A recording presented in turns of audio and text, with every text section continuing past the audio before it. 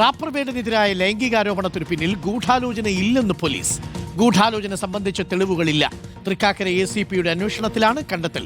ഗൂഢാലോചന അന്വേഷിക്കണമെന്നാവശ്യപ്പെട്ട് വേടന്റെ കുടുംബം മുഖ്യമന്ത്രിക്ക് പരാതി നൽകിയിരുന്നു. എസ് ശരണുണ്ട് കൂടുതൽ വിവരങ്ങളുമായി. എസ് ശരൺ, ഇപ്പോൾ ഈ പരാതി നൽകിയ പെൺകുട്ടികളല്ലാതെ മറ്റാർക്കും ഇതിൽ പങ്കില്ല എന്നാണോ പോലീസിന്റെ കണ്ടെത്തൽ? Sharan, good morning. Arunkumar, good morning. എന്തായാലും മറ്റാർക്കും പങ്കില്ല എന്നുള്ളത് തന്നെയാണ് പോലീസ് കണ്ടെത്തിയിരിക്കുന്നത്. നേരത്തെ വേടനെതിരെ തുടക്കത്തിൽ ഒരു ബലാത്സംഗ കേസ് വരുന്നു. അതിന് പിന്നാലെയാണ് കൂടുതൽ യുവതികൾ പരാതിയുമായി രംഗത്തെത്തിരുന്നത്. അതിൽ ഒരു കേസ് കൂടി സെൻട്രൽ പോലീസ് സ്റ്റേഷനിൽ ലൈംഗിക അതിക്രമ കേസ് കൂടി വേടനെതിരെ രജിസ്റ്റർ ചെയ്യുകയും ചെയ്തിരുന്നു. അതിന് പിന്നാലെയാണ് ഇത്തരത്തിലൊരു ആരോപണവുമായിട്ട് വേടന്റെ കുടുംബം രംഗത്തെത്തിയിരുന്നത്. അവർ പറഞ്ഞിരുന്നത് തുടർച്ചയായിട്ട് വേടനെതിരെ ആരോപണം ഉയരുന്ന സാഹചര്യമാണുള്ളത്. അങ്ങനെ ആരോപണം ഉയരുന്നതിന് പിന്നിൽ ഗൂഢാലോചന ഉണ്ടെന്നുള്ളതായിരുന്നു. ഒപ്പം തന്നെ തുടർച്ചയായിട്ട് ലൈംഗിക ആരോപണങ്ങൾ ഉന്നയിച്ചുകൊണ്ട് വേടനെ സ്ഥിരം കുറ്റവാളിയാക്കി മാറ്റാനുള്ള ശ്രമമാണ് നടക്കുന്നതെന്നുള്ള ആരോപണവും അവർ മുന്നോട്ട് വെച്ചിരുന്നു. അതിലാണ് മുഖ്യമന്ത്രിക്ക് പരാതി നൽകിയിരുന്നത്. അതായത് വേടന്റെ സഹോദരൻ മുഖ്യമന്ത്രിക്ക് പരാതി നൽകിയിരുന്നത്.